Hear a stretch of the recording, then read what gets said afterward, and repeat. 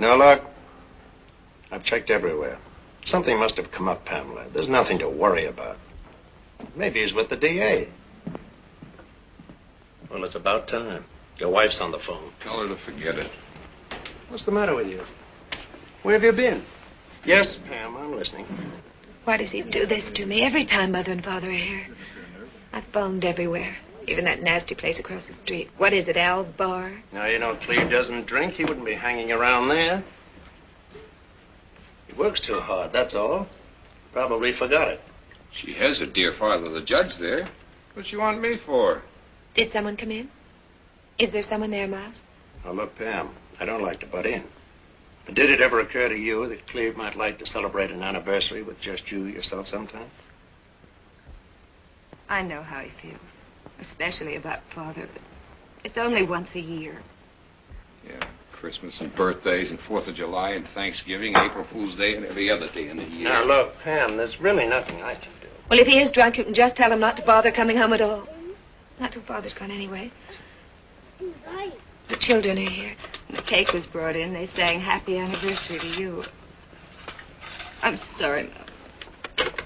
Unforgivable. Unforgivable. Why you let him get away with it? Please. I'll be in a minute.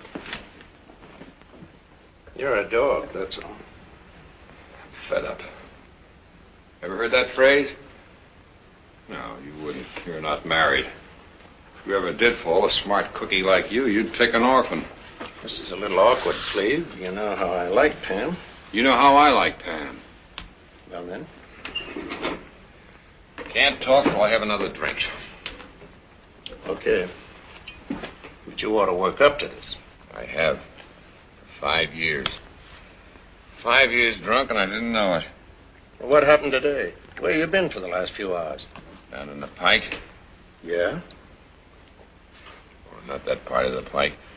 There are some respectable sections. I went down to an antique shop. Yeah? Other part of the Pike, I wouldn't know what to do. Go on, don't bare your soul.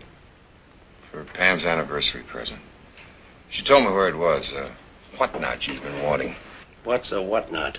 Well, it's a thing you stick in a corner, put junk and whatnot on it. Ah, you're taking this too seriously. You're too sensitive. I like doing things for myself. It's my wife, my kids, my house. For one thing, I can tell him not to be there so often. I can tell him to take his big car out of my driveway and his big fat windbag out of my living room. Now, what's this got to do with the whatnot? Well, it does sound sort of picayune. It's the basis of it, really. I drove down and went in. No whatnot. The Honorable Calvin H. Blackwell, retired, bless his retired soul, has just been in this morning and bought it for his daughter for her anniversary present. So she happened to mention to him that she wanted it, too. Does it all the time. If I can't get something for her, Father will. Hey, you going someplace? I've got to meet a train at 10, that witness that's coming in. Want to come with me? No. Well, then I've got an idea for you. If you're not going home. I'm not going home. Go out and get yourself really drunk. And if there's a dame handy, tell her how your wife doesn't understand you. It's not bad. They say it helps sometimes. How my father-in-law doesn't understand me. I think I'll do it. Look, Cleve, everything will be all right in the morning. You've got too much to lose to let go now. That Denham trial going to the jury tomorrow. The DA is counting on you. And I'm his fair-haired boy. You didn't remind me of that. And who got me my job as a district attorney? Who put me here? Well, close up when you go, will you? Yeah, sure.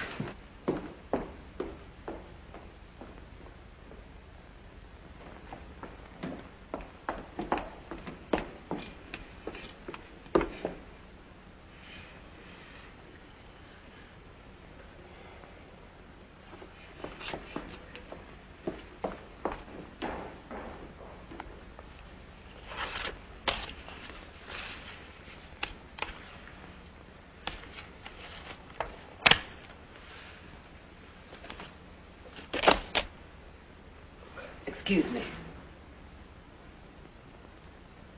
I beg your pardon.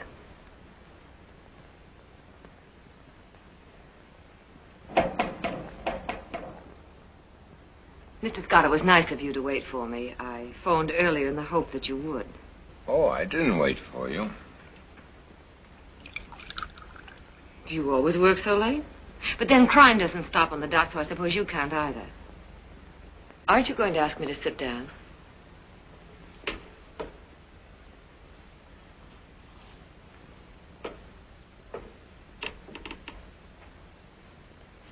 Won't you? In fact, I wish so much of crime didn't take place after dark. It's most unnerving. It's about my Aunt Miss Vera Edwards. I imagine you know her. Most everyone does. She's a character around here. Am I disturbing you with something? Obviously, I am. But don't do that on my account. After a long, hard day, if a man can't have a drink, or several drinks. Oh, I'm drunk. Extremely, thank you. Wouldn't you feel better? It's awfully stuffy in here. I'll manage. Would you rather I'd come back? Only this has happened before. I don't seem to be able to get any satisfaction out of the police. I phoned you 2 weeks ago, that first scare we had. This is not the police department. Yes, I know. What I meant to say was there are reasons why I have to stay away from them and come to you. My aunt is eccentric, and uniforms upset her. Mr. Scott, is that what you want to do? Or is it that you just don't want to listen to me? What's your name? Thelma Jordan, Miss Edwards' niece. Well, Miss Edwards' niece, I am not Mr. Scott, so you can save your breath. Oh.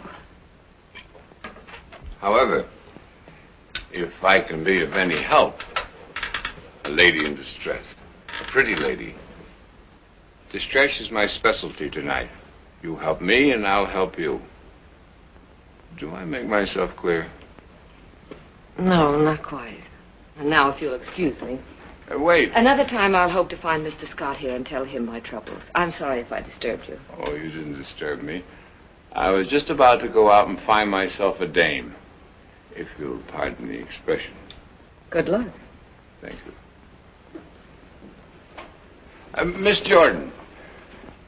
Is that right? I used to know your aunt. She caught me stealing oranges in her orange grove once. Did you ever get switched with an orange branch? I still got the scars.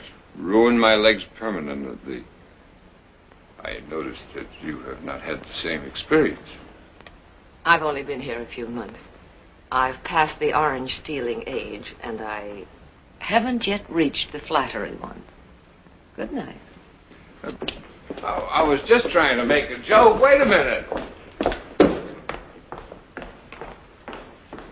I'm a public servant. I'm supposed to hear your trouble. You listen to my troubles, and I'll listen to yours. And wait a minute. At least let me apologize.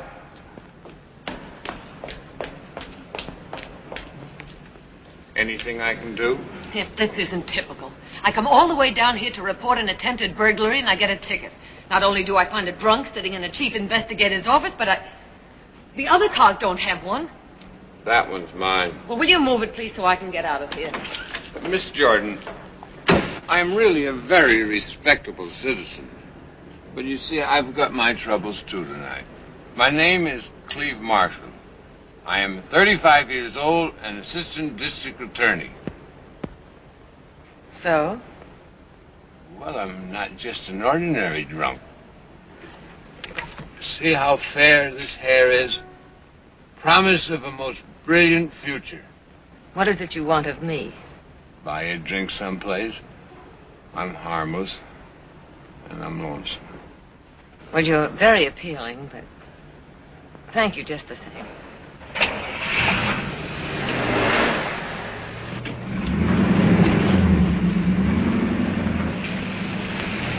Aren't you interested in men with futures?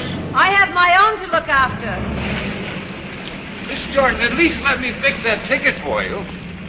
Oh, would you? That's very kind. See how handy it is to know a man of influence? Just for that, I suppose I ought to have one drink with you. Good, back it up and we'll In here on the condition that I drive. If you insist.